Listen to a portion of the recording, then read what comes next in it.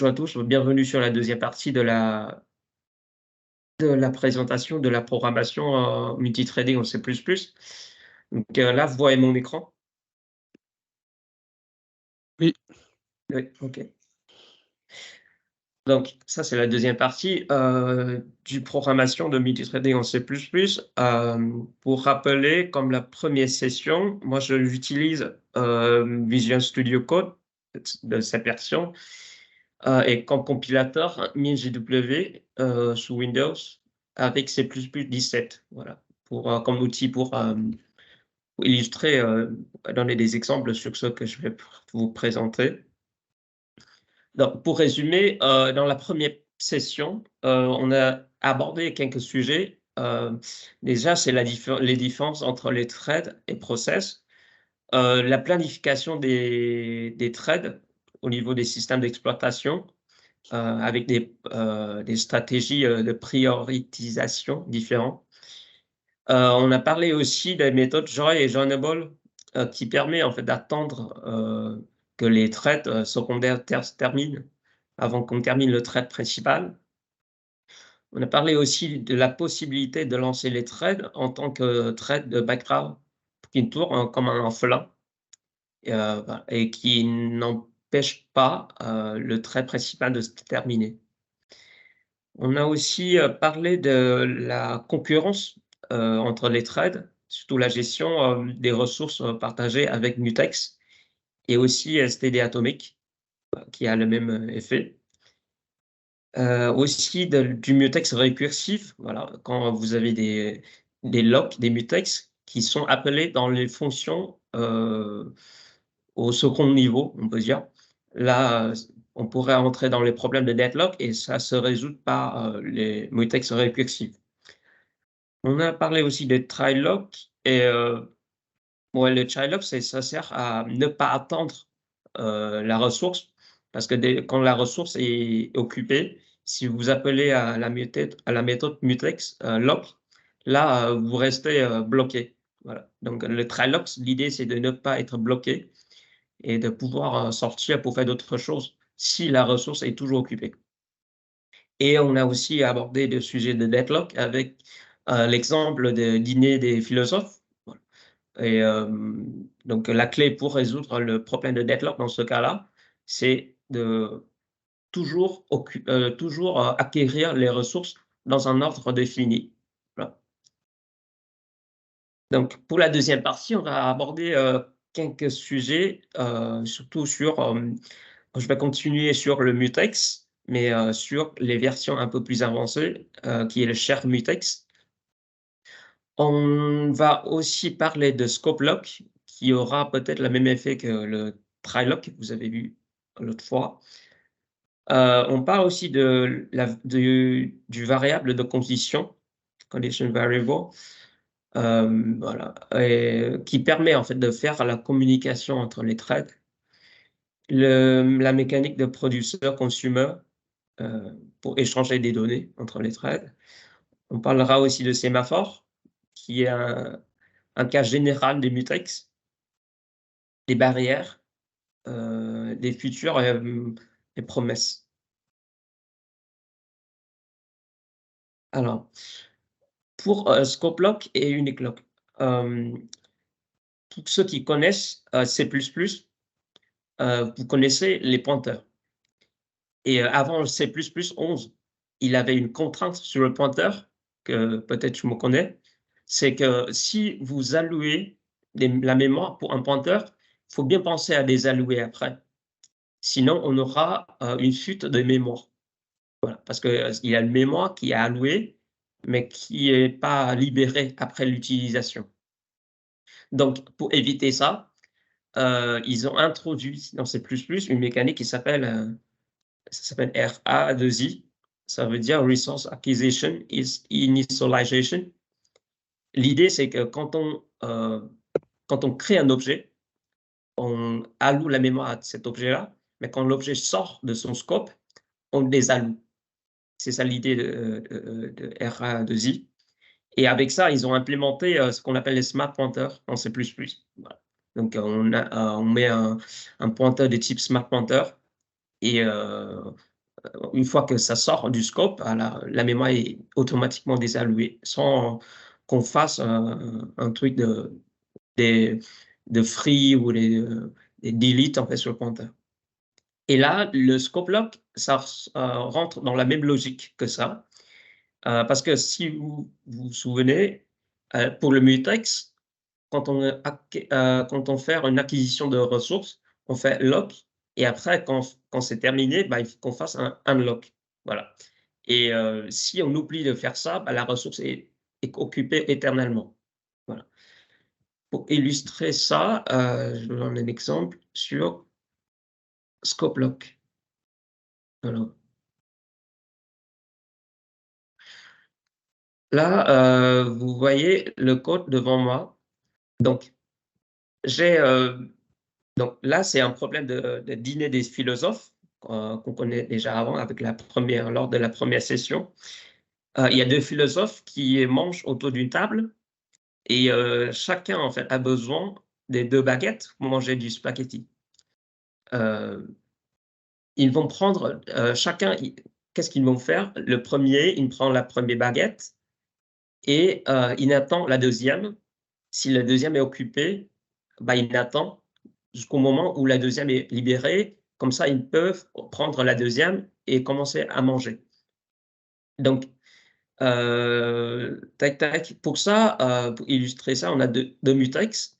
Il y a une mutex sur baguette A et une autre sur, baguette B. Effectivement, parce que tant que Aristote, par exemple, le premier, il utilise la baguette A, l'autre, il ne peut pas l'utiliser. C'est pour ça qu'on a des mutex ici. Donc, pour vous montrer déjà le problème, imaginons que j'ai deux threads, Aristote et Platon. Déjà, pour rappeler ce qu'on a parlé lors de la première session, quand je fais l'acquisition de ressources, toujours dans l'ordre A et B. A et B. Voilà. Jamais A, B ici et B, A ici. Ça va pas, ça, on va rentrer dans le netlog. Donc, pour le premier thread et le deuxième thread, la fonction, c'est toujours ça, philosophie eating. Donc, j'ai le mutex comme paramètre d'entrée. Et pour tant que le nombre d'assiettes de spaghetti est toujours inférieur à 0, bah, je vais essayer de récupérer la première baguette, la deuxième baguette. Une fois que c'est fait, je mange, je diminue par 1, je termine, je relâche la ressource, qui sont les baguettes. Voilà, c'est ça qui me fait la fonction. Donc, là, dans le cas normal, il n'y a pas de souci. Ça va marcher. Je vais compiler ça. Scope lock. Voilà. Et là, quand je lance le scope lock, là, vous voyez qu'il mange jusqu'à 0. Il n'y a pas de problème. Mais si, par exemple, ici, imaginons qu'au bout d'un moment, au bout de 100, assiettes, il y a un problème qui arrive à ce philosophe. Il a un problème de santé. Il sort. Mais il n'arrive pas en fait à libérer les deux baguettes qui tiennent toujours. Bah, le problème qui se pose ici, c'est que vu qu'il tient toujours la baguette, mais il sort, bah, il va dans l'hôpital, mais l'autre, il attend toujours, mais il n'a pas la baguette pour manger. Alors, et on rentre dans le deadlock. Je compile.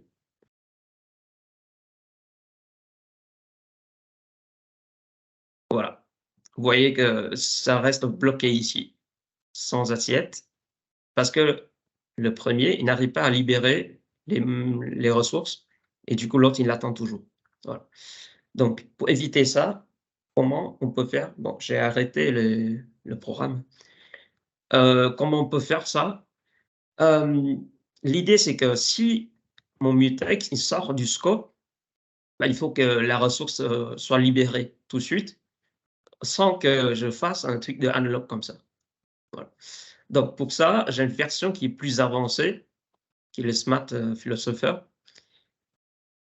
ce qu'il fait, c'est qu'au lieu de faire avec le mutex, là, bah, ce qu'il fait, c'est qu'il fait le scope lock sur le mutex. Donc, il crée un objet type scope lock dans le STD et il prend comme paramètre d'entrée le mutex.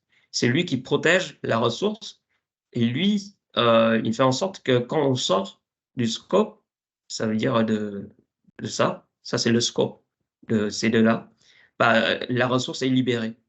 Donc, avec ça, même si j'ai ça, bah, ça se termine toujours quand c'est moins de 100, mais vous allez voir que ça marche. On n'aura plus de deadlock.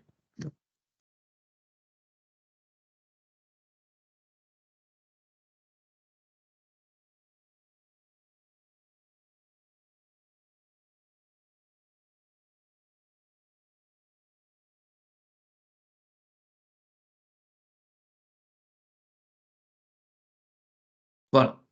Donc, vous voyez qu'au bout de 100, c'était terminé. Par contre, on a bien cette ligne-là et c'est terminé correctement. Voilà, on a bien cette ligne-là. Voilà. Donc, pour résumer, le scope lock, c'est une mécanique qui est comme le smart pointer, c'est de pouvoir désallouer la ressource, le mutex, une fois que le mutex sort de son scope. C'est vraiment conseillé de l'utiliser. Tac, ça c'est le scope lock. Alors, je peux parler de share mutex. On connaît déjà le mutex. Donc, mutex, c'est pour mutual exclusion. Ça veut dire que c'est une exclusion, vraiment une exclusion absolue. Quand je tiens la ressource, les autres, ils ne peuvent plus entrer dans la région, dans la section du code. Et du coup, il n'y a que moi qui est là-dessus. Donc, c'est ça l'idée en fait de mutex. Le problème avec ça, c'est que quand on accède aux ressources, on peut y accéder par une écriture ou par une lecture. Euh, si je, Effectivement, si je fais une l'écriture, c'est logique que je tiens la ressource et les autres ne peuvent plus y accéder. Ça, c'est logique parce que je suis en train de le modifier. Mais si je fais la lecture, c'est pas logique qu'il n'y a que moi qui l'a su. Bon, on peut avoir plusieurs qui lisent en fait la ressource et tant qu'il n'y a pas d'autres qui modifient. Voilà. Donc, utiliser mutex dans ce cas-là, c'est assez contraignant et pas efficace. C'est pour résoudre ce problème, à partir de C++17, on a un objet dans std qui s'appelle shareMutex. Donc, le shareMutex, l'idée, comme j'ai expliqué, c'est que si... alors, le shareMutex, il y a deux niveaux. Il y a deux niveaux d'accès. Le share et le exclusif. Exclusif, ça veut dire, voilà, je suis en mode uniquement moi. Donc, si on est en mode écriture, et si on est en mode lecture, c'est mot share. Voilà. Pour distinguer ces deux modes, il y a deux types de fonctions. Il y a le lock et le try-lock, comme on connaît déjà pour le mutex. Et il y a aussi lock share et try-lock share pour les accès partagés. Alors, je vais vous montrer des exemples. Share mutex. Voilà. Ça, c'est le premier exemple sur le mutex partagé. Ici, alors, pour parler de fonction main, OK. J'ai, pour illustrer en fait l'idée d'écriture et de lecture, c'est un exemple sur du cinéma. Voilà. Imaginons qu'au cinéma, il y a un technicien qui est le technicien ici, qui travaille sur le changement de film. Voilà. Ce qu'il fait, c'est que moi j'ai une liste en vrai des films, j'ai listé ici, et changement de film, ce qu'il fait, c'est que tant que le cinéma est toujours ouvert, bon, dans le thread principal, j'ai un variable pour dire est-ce que le cinéma est toujours ouvert ou moi je ferme. Voilà. Tant que le cinéma est toujours ouvert, ce qu'il fait, c'est qu'il obtient un mutex, il ferme, parce que bah, s'il est en train de changer, il ne faut pas qu'il y ait des gens qui regardent un film, faut pas. Voilà. Ça veut dire qu'il lock la ressource pour changer le film il incrémente en fait l'index du film dans la liste ici pour changer vers le prochain film. Et, et une fois que ça arrive jusqu'au dernier élément, il va revenir au élément 0. C'est ça l'élément 0. Donc, il fait la ressource, il incrémente l'index du film, et il se repose un peu et il relâche la ressource. Pour les gens qui regardent, les spectateurs qui entrent dans le cinéma, tant que le cinéma est toujours ouvert, il bloque aussi le film, la ressource là, qui est la liste des films, et regarde pendant 100 millisecondes. Alors, on va enregistrer le nombre de vues du cinéma pour voir si le cinéma est efficace, parce que c'est rentable pour eux. Voilà, on se base sur le nombre de vues. Et une fois que c'est fait, bon, j'ai terminé mon film, je relâche la ressource. Voilà. Donc, ça, c'est pour illustrer en fait les deux types d'accès de ressources. Il y a la modification et la lecture. Mais le problème ici, c'est qu'on utilise toujours mutex, qui est une mécanique exclusive. Donc, si je compile ça, voilà, on va voir, exemple, share mutex 1.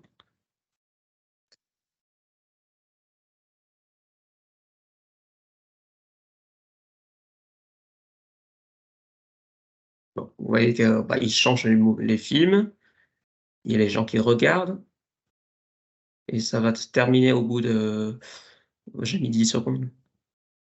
Vous voyez que avec le premier exemple, j'ai 1900 voilà, vues. Je vais noter.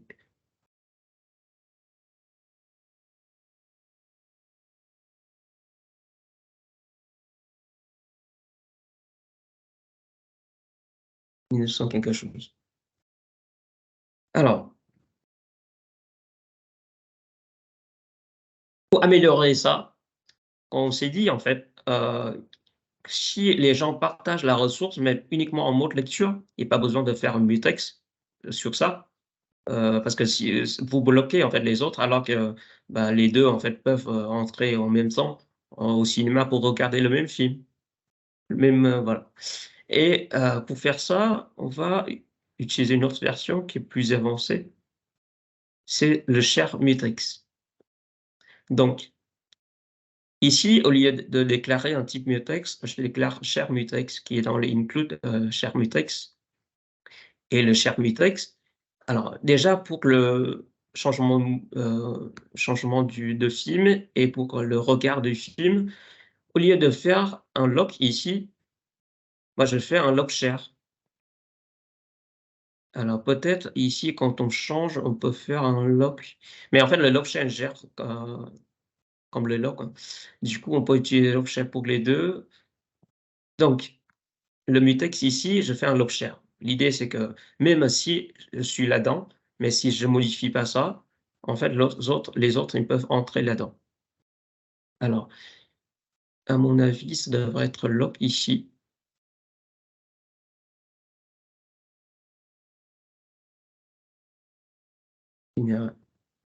Parce que quelque chose change. Voilà. Donc, je vais compiler. OK, je lance. Est-ce que ça va mieux ou pas?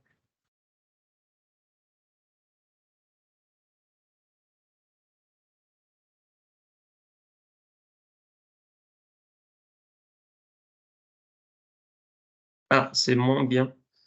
Alors, c'est moins bien, on a moins de vues. Si je change ça en mode lock share,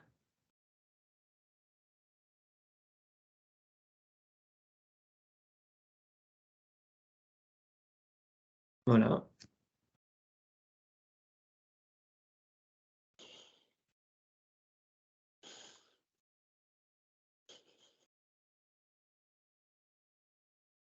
Vous voyez que c'est beaucoup mieux. En fait, on a 2500 vues, voilà, par rapport aux autres. Il y avait 600 vues de plus. Donc, l'idée, c'est effectivement, c'est l'Opshare en fait qui gère tout, même si vous êtes en mode écriture ou lecture, il faut toujours utiliser l'Opshare sur le share mutex.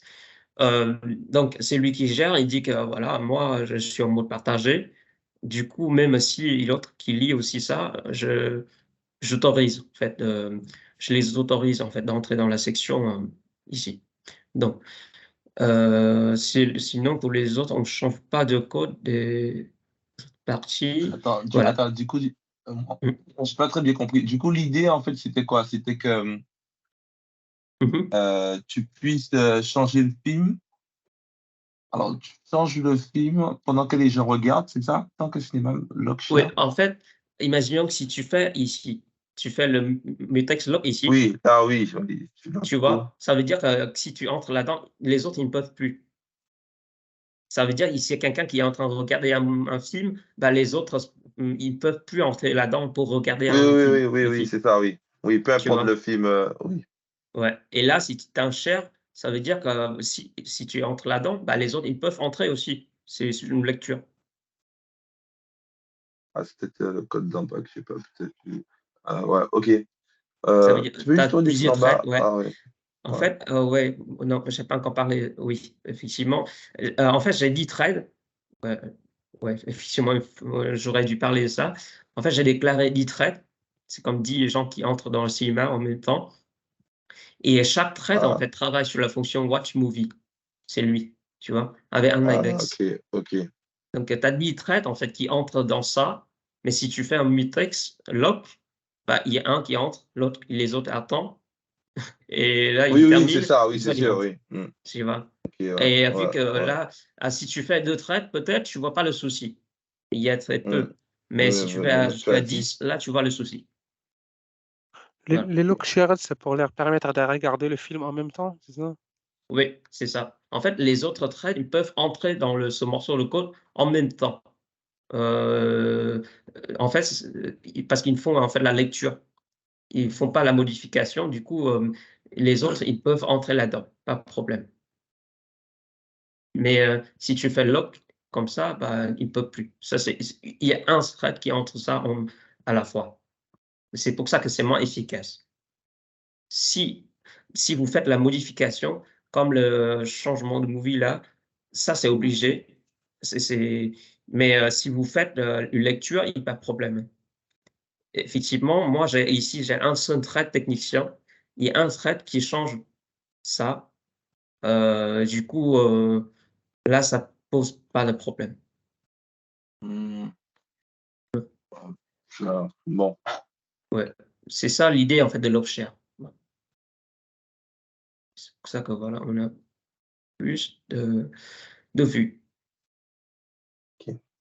Heu, alors là, maintenant, on va parler du sémaphore. Hem, Là, on a déjà beaucoup parlé de mutex. Mutex, c'est, une mécanique de gestion des ressources, exclusives. Ça veut dire que moi, j'ai une seule ressource, j'ai pas d'autres et si je suis en train de l'utiliser, bah, les autres, ils ne sont plus autorisés. Voilà, c'est ça l'idée des mutex. Par contre, dans la réalité, on peut avoir des cas où, on a plusieurs ressources et on n'a pas une seule et donc si j'ai, par exemple, imaginons si on revient à l'exemple des philosophes qui sont en train de manger avec les baguettes, si imaginons que j'ai pas un paire de baguettes, mais j'en ai 10. Dans ce cas-là, s'il y a que 2 philosophes, il y a pas raison que l'autre il attend pendant que l'un est en train de manger. Voilà et c'est ça l'idée de sémaphore.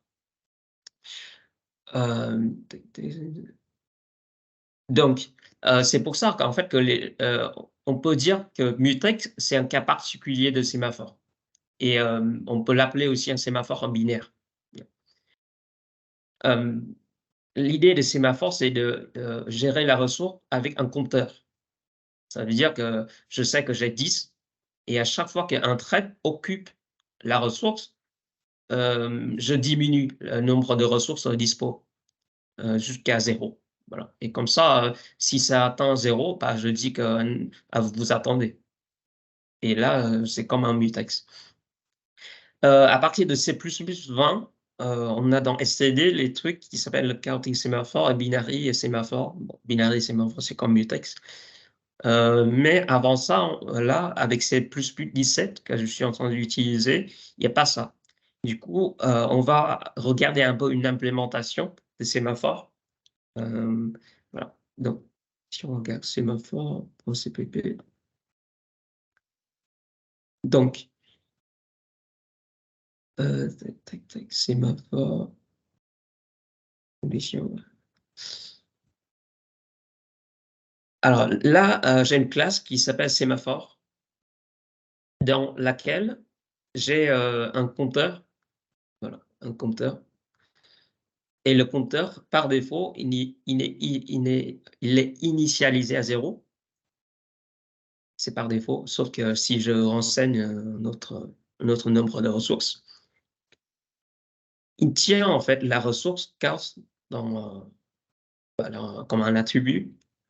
Si j'appelle à la méthode acquire pour acquérir la ressource, déjà, en fait, il va essayer de faire un log sur la ressource. Si la ressource est 0, ça veut dire si on atteint, si on n'a plus de ressources, on va faire un wait.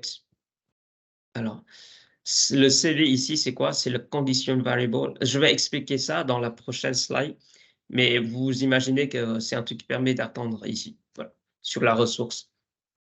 Donc, si j'ai plus de ressources, j'attends. Sinon, bah, je décrémente le variable de count. Voilà. Ça veut dire j'ai de nouveau une ressource qui est allouée. Ça, c'est l'acquire. Et quand on relise la ressource, bah, on fait le log et on incrémente, parce que là, on va libérer un log. Et alors, ça, c'est un truc notifié one, ça veut dire qu'on va notifier les threads que bah, c'est libéré. On va en parler après dans le prochain slide. Mais c'est ça l'idée du sémaphore, voilà, qui maintient un compteur sur la ressource. C'est toujours la fonction qui est les philosophes qui sont en train de manger. Mais vous vous souvenez qu'avant, ici, je mettais mutex. Voilà, mutex. Et là, je remplace par sémaphore. Voilà. Et j'ai deux sémaphores pour les baguettes de gauche et baguettes de droite, qui sont initialisées à 5. Ça veut dire que j'ai 5 paires de baguettes, voilà, au lieu d'un seul. Voilà. Et voilà, pour le trade, bon, j'ai toujours deux trades, qui est Aristote et Platon, les deux philosophes qui mangent. Et quand je récupère la ressource, c'est toujours dans l'ordre, baguette de gauche et de droite. J'ai de mutex. Voilà, là, ça par contre, c'est plus utilisé. Voilà. Et voilà, je fais une jointure ici pour attendre les traits secondaires. Voilà, quand ils terminent. Alors, comment les traits terminent? C'est qu'on a le nombre d'assiettes de 1000 et bah, tant qu'il y a encore des assiettes, ils continuent à manger. Voilà. Et là, c'est le sémaphore. Donc, je vais lancer ça.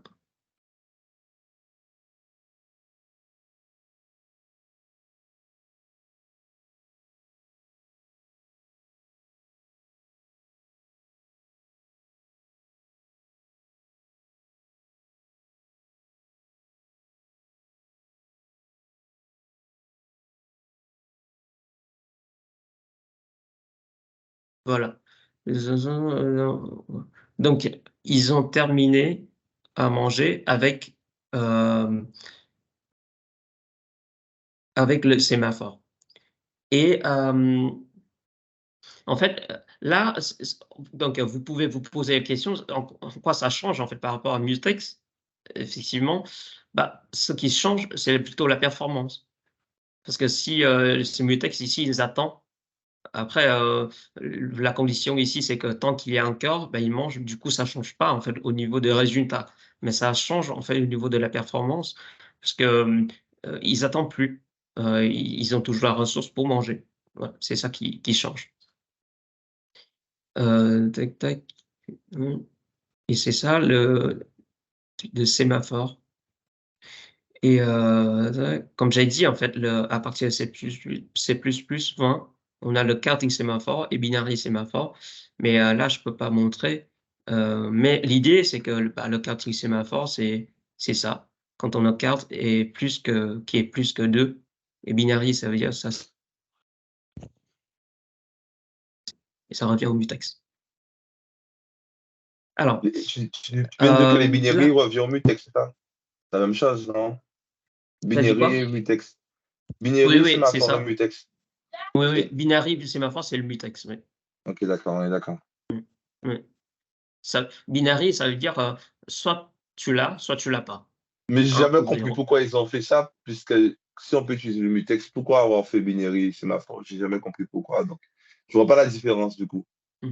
Bah, je pense que peut-être ils veulent faire un truc qui, bon, vu qu'ils travaillent aussi sur sémaphore, ils veulent faire un truc qui est un peu générique. Comme ça, on peut dire Hmm. que sémaphore, il gère tout.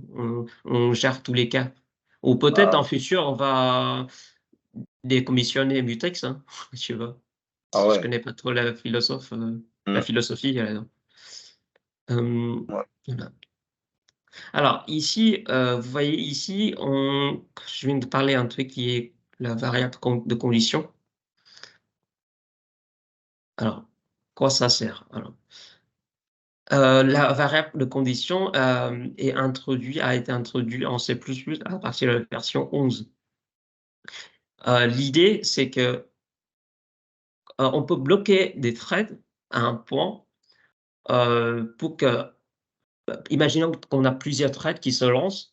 Il y a un thread qui est en train de travailler sur un morceau et il a besoin de ressources exclusives là-dedans. Donc, il travaille là-dessus. Et les autres, qu'est-ce qu'ils font? Bah, ils attendent. Mais on sait que quand on attend, on fait des choses, il y a 2 façons d'attendre. Soit on attend et à chaque fois, on vient et on check. On fait ce qu'on appelle un polling, un polling. Ça veut dire que j'attends, mais je ne sais pas s'ils ont terminé ou pas. Donc, peut-être toutes les 5 secondes, 5 millisecondes, je viens, je vérifie. Ah, ça marche pas, c'est toujours occupé. Je reviens à mon poste, je fais des choses. 5 secondes après, je viens toujours à la place pour demander s'ils sont toujours occupés ou pas. Les trucs comme ça. Ça, c'est un polling. Ça, c'est une des mécaniques en fait de synchronisation entre les procès ou des threads. C'est de toujours demander, demander, demander. Est-ce que c'est bon, c'est bon, c'est bon. La deuxième mécanique, c'est de faire une communication asynchrone par les notifications. Ça veut dire que j'ai pas besoin en fait d'y aller à chaque fois pour demander est-ce que vous êtes libre, est-ce que c'est dispo, est-ce que c'est dispo. Mais j'attends toujours sur mon poste et une fois que c'est terminé, bah, il y a quelqu'un qui me dit c'est bon, on a terminé. Là, c'est beaucoup plus efficace. Et là, c'est une communication asynchrone. Voilà. Et l'idée, le variable de condition, ça entre dans cette idée, c'est de faire une communication asynchrone. Je vous donne un exemple sur condition variable. Alors, j'ai un autre exemple sur les locataires dans un appartement. J'ai 3 locataires. Il y a Adam, Eva et Noah, qui sont voilà, alors je vais faire la première version. Les 3 locataires, ils veulent, utiliser, bah, la salle de bain.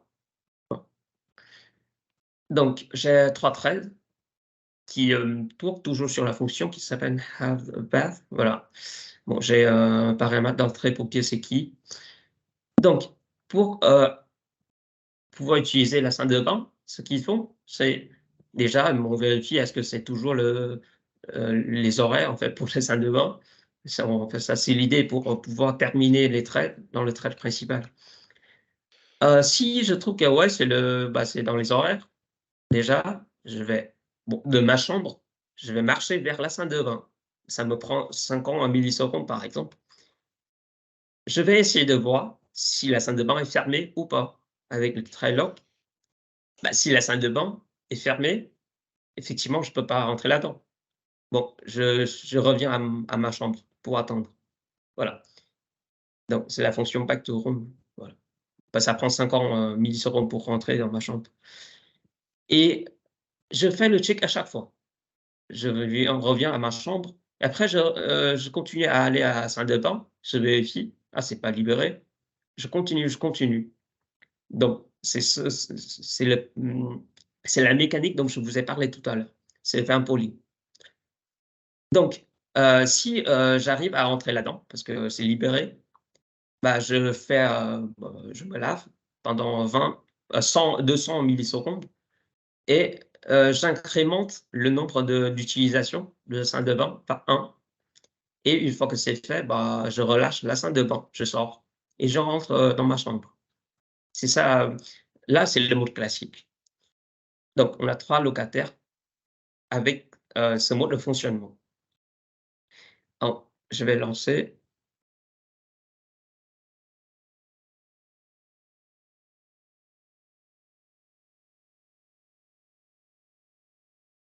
Ça s'appelle comment? Condition variable.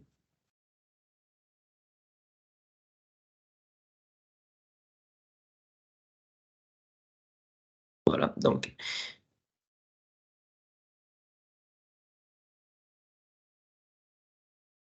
voilà. Là, vous voyez qu'avec ce mode de fonctionnement, j'ai ça comme résultat. On va copier.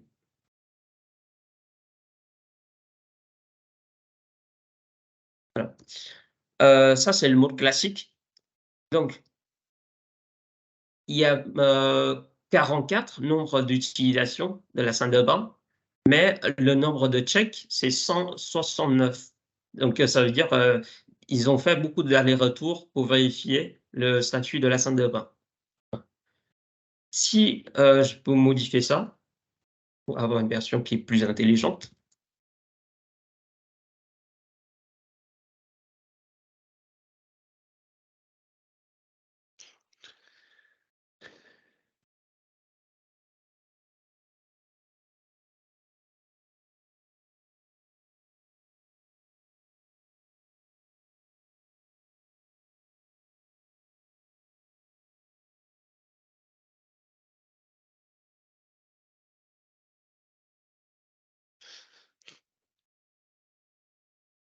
Voilà, là, je copie ça, vous allez voir. Alors, non, c'est pas ça, c'est 39. Alors, déjà, ici, bon, il y a une différence entre 39 et 44, mais bon, ça ça dépend aussi de la planification du système d'exploitation. Mais entre 49 et 34, il n'y a pas beaucoup de différence. Après, on est un peu contraignant par le temps que chacun passe dans la salle de bain. Si vous passez déjà, ça vous prend déjà tant de temps pour y aller, tant de temps pour revenir, et vous restez toujours combien de temps dans la salle de bain. Du coup, là, vu que moi j'ai mis juste 10 secondes pour tout ça, du coup, on ne peut pas dépasser un nombre maximal euh, d'utilisation en fait, de la salle de bain. Donc, c'est toujours autour de 40, un truc comme ça. Après, ça dépend de la planification du système d'exploitation aussi. Mais bon, 39 et 44, il n'y a pas beaucoup de différence. Mais là, vous voyez la différence entre le nombre de vérifications. Avec la nouvelle version, je n'ai pas fait autant d'allers-retours pour vérifier, comme la première version. Tu aurais Mais peut-être comment? dû, Ouais. tu aurais peut-être dû calculer le temps que ça t'a pris Le temps, ici, les c'est deux toujours fixé, exécutions. hein. C'est fixé ici Ah, le ok, temps. d'accord. Je compte sur Non, le mais, nombre d'utilisations. non, oui, non, mais le temps que ça t'a pris pour jouer, enfin, pour finir, enfin, oui, enfin, pour faire l'exécution de tout ton algorithme. Enfin, je sais pas, comme ça, tu aurais vu peut-être une différence ou un gain que tu as eu en utilisant les Notify, Ouais, qui mais certainement t'a pris.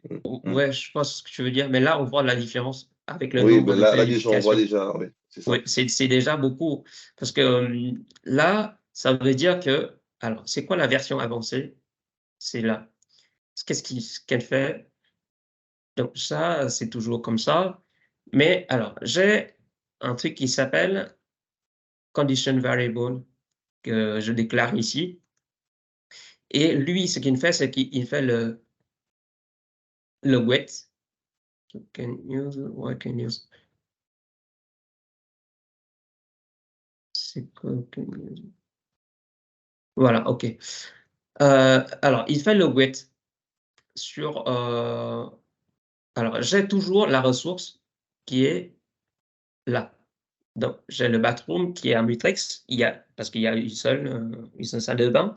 J'ai un mutex qui est là-dedans, qui est toujours sur ça. Mais pour englober ça, en fait, j'ai un truc qui s'appelle le variable de condition qui fait un width sur le mutex. Donc, le width sur mutex, c'est pour, à la fin, vous voyez que si je rentre là-dedans, si je peux acquérir en fait la salle de bain, bah, dans ce cas-là, je fais les choses et à la fin, je fais unlock. Ça, c'est logique, ça c'est pour les mutex. Mais la différence, c'est ici. C'est que le variable de condition, je fais un truc qui s'appelle notify all. Ça veut dire quoi? Ça veut dire que, imaginons que moi, je rentre là-dedans, j'obtiens en fait la salle de bain, je fais des choses et les autres, pendant que je suis dans la salle de bain, les autres, ils veulent entrer là-dedans, mais ils vont rester bloqués dans la fonction width, voilà. Et ils vont bloquer dans la fonction width. Et une fois qu'ils reçoivent en fait ma notification que je lance ici, là, ils peuvent continuer et entrer et faire les choses. Voilà. Et ça, c'est une communication de façon asynchrone avec un truc qui s'appelle le variable de condition. Du coup, voilà, pour dire qu'il y a une condition, un variable condition, ça veut dire c'est un wrapper sur une ressource et une fois que c'est terminé, on fait une communication asynchrone, on envoie les notifications aux autres threads pour qu'ils puissent l'utiliser, la ressource. Voilà. Et donc, comme ça fait moins d'aller-retour sur la ressource, sur le check. Ça, c'est le variable de condition. Ça, c'est à partir de C++ 11. Alors, on peut parler rapidement de trucs un pattern de producer-consumer, parce qu'on parle aussi de la communication entre les threads. Bon, entre les threads, on peut dire que toi, tu arrêtes, moi, je commence, trucs comme ça, mais aussi, on peut échanger des données entre eux. Pour faire ça, c'est producer-consumer. Donc, j'ai un exemple ici. C'est rien de magique là-dedans, hein. C'est simplement un truc pour montrer que voilà, si vous voulez partager les données entre les threads, imaginons par exemple, on peut. Alors ici, j'ai 3 threads. J'ai un thread qui est le chef dans la cuisine, qui cuisine le nem. Et j'ai 2 autres threads qui sont les clients qui mangent. Et le thread de chef, ce qu'il fait, c'est que bah, tant que le nombre de nems est toujours inférieur à 1000, bah, il lock le nombre de nems, il fait la cuisine et à chaque fois il push 10 nems dans le stack, pardon. Tac, il l'incrémente et voilà, le variable condition, il notifie les autres que voilà, j'ai terminé 10 nems. Et les autres, les clients, bah, ils veulent manger, bah, ils attendent un peu pour que l'assiette soit libérée et ils mangent. Tant qu'on a toujours les nems à manger. Voilà. Après, bah, il mange toujours le nombre de nems qui est poussé sur l'objet de queue, là, ici, qu'on voit ici. Et après, bon, il enlève ce qu'il a mangé de cette structure. Donc, ça, c'est pas pour montrer condition variable, tout ça, mais plutôt pour montrer ça. C'est une structure de données pour dire que voilà, si vous avez des données à partager entre les threads, bah, on peut toujours utiliser, par exemple, des structures habituelles de C++, mais voilà, il faut bien penser à mettre les mutex, lock, push, tout ça sur les objets. On peut exécuter rapidement.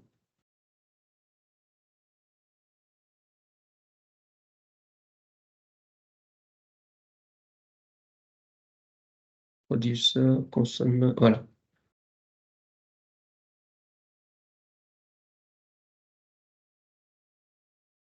Ah oui, j'imprime rien. Attends, ça c'est bon.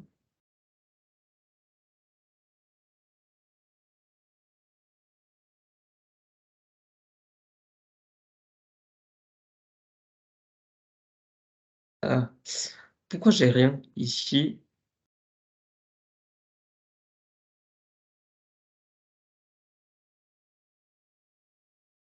Producer, consumer. Hmm.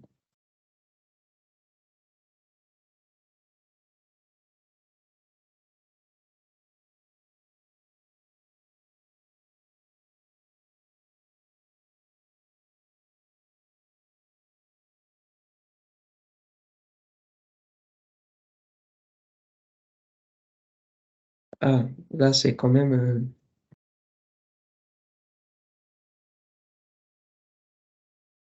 bizarre.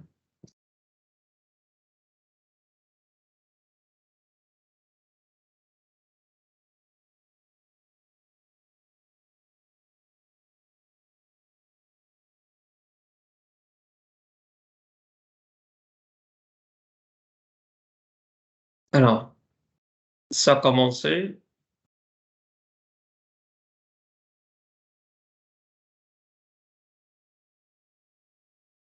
Tac, tac, non, non.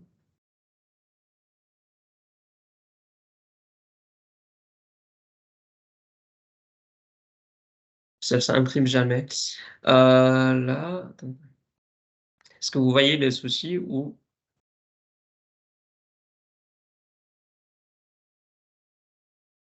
Quand tu l'as lancé, ça a rien affiché finalement? ouais, en fait, ça veut dire que ça rentre même pas là-dedans. Normalement, alors je lance les threads, tac, starting, ça je l'ai pas. Alors, Ça devrait se terminer ici, sauf que alors pour être sûr,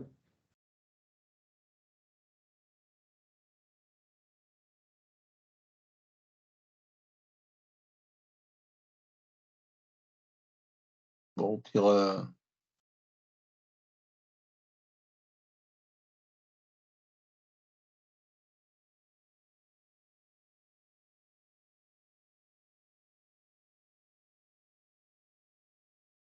peut-être je vais pas faire 30 secondes, je fais 10 euros. Là, c'est sûr que ça va imprimer parce que ça fait rien en fait les threads. oui. Ah. Non, Je non, sais que là, il était en train de. tu as pas recompilé, tu as recompilé et tout? Ok, Oui, c'est bizarre. j'ai compris. Ouais. Au bout de 10 secondes, ça va être. Voilà. Donc là, ça imprime bien. Donc, ça veut dire que si, alors, je mets quelque chose là-dedans, alors je vais tester.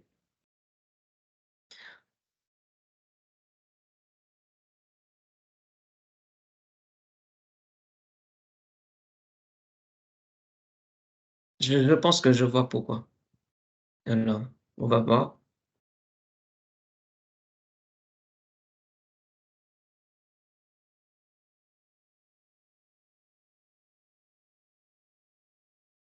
OK, ça se termine toujours sans imprimer le truc.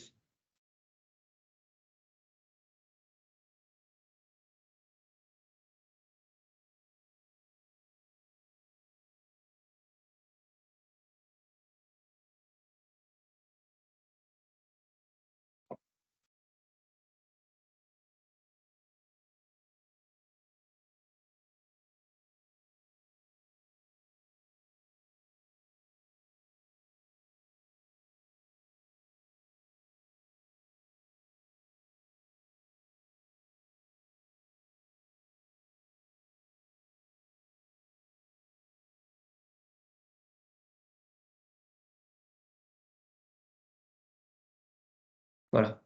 Je pense que c'est ça. C'est parce que j'ai pas fait un unlock. Alors, on va voir.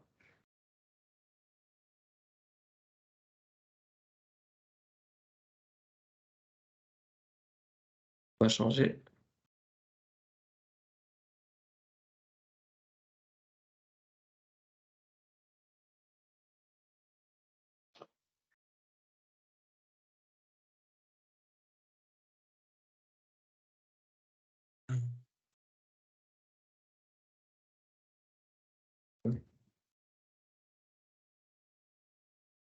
Bon, désolé, c'est l'effet de démo.